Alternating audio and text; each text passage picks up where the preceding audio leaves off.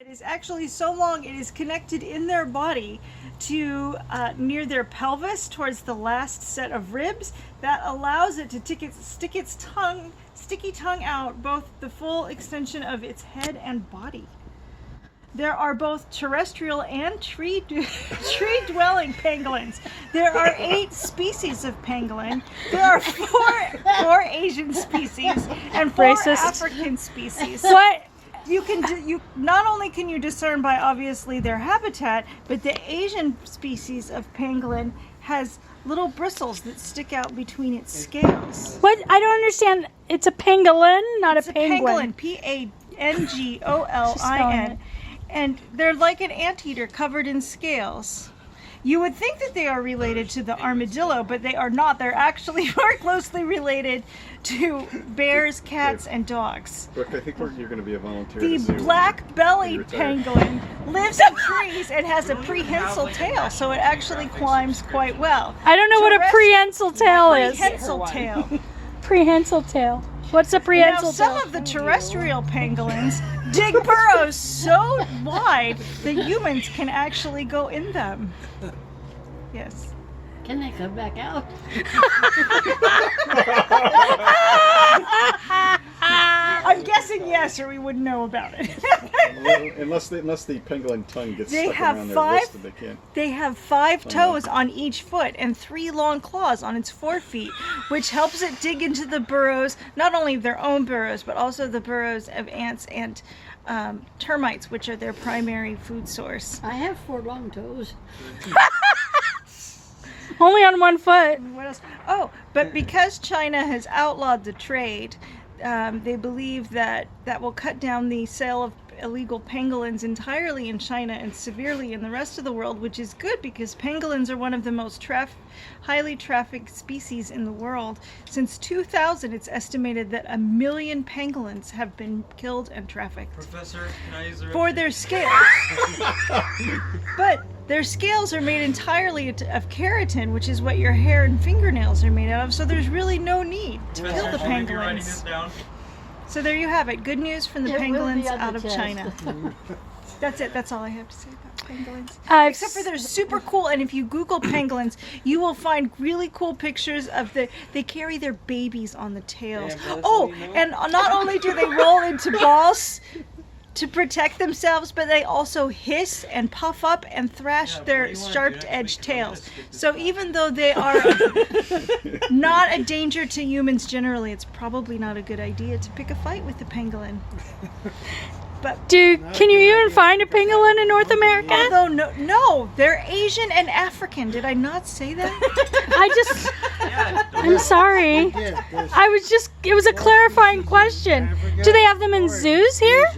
I've never heard of a pangolin. I don't know. Nobody knows how long One they thing live she in the doesn't know. wild, but the longest one to live in captivity is 20 years. They usually have their young one at a time. Jesus. That's it. That's all I know about pangolins, except for they're awesome, and we should love them because they're super cute.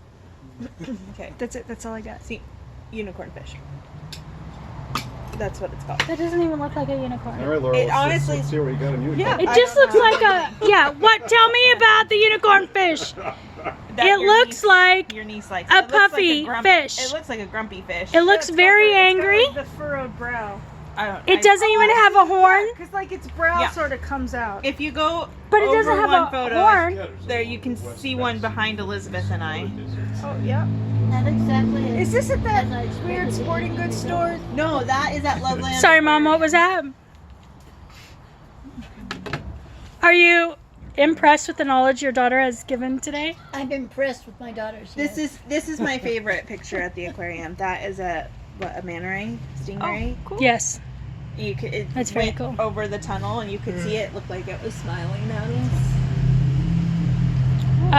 I have no information about animals. I like platypus. Oh, the other cool thing that I shared with people on Thursday is that there is a gentleman who, I'm sorry, Did you see the I can't remember his stingray? name, but he's out of a university in I Japan. know what a stingray And looks as we like. all know, That's what's the on. bee species have been rapidly declining, which is a problem not only for the bees, but for the rest of us because they are food pollinators. This is a So this Manor. gentleman was Yeah. working It's with Manor or farmers to Stingray, figure but out yeah. how to It- pollinate You can their walk through a crops tunnel. because It's they were just a doing it shark all by tunnel is hand, what it which is, while but it's got effective is extremely those and- tedious.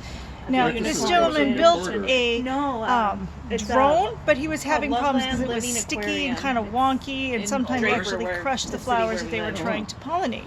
But lucky for him, Did you he go went to there the a lot? park with his son and had an We've been epiphany. there 3 or 4 Bubbles. times. Monday nights are So family he nights, and so it's another $5 off every postdoctoral ticket. researcher So spent a lot of time making instead of bubbles. it They figured costing out if you use $35 too to much go in, soap, it's $25. what was the problem with too much soap? Oh, it messed with the pollen, and too little soap, and it didn't make enough bubbles. But they worked on the bubble recipe till they got it just right, and they found that they could make a bubble that supports 2,000 grains of pollen per bubble.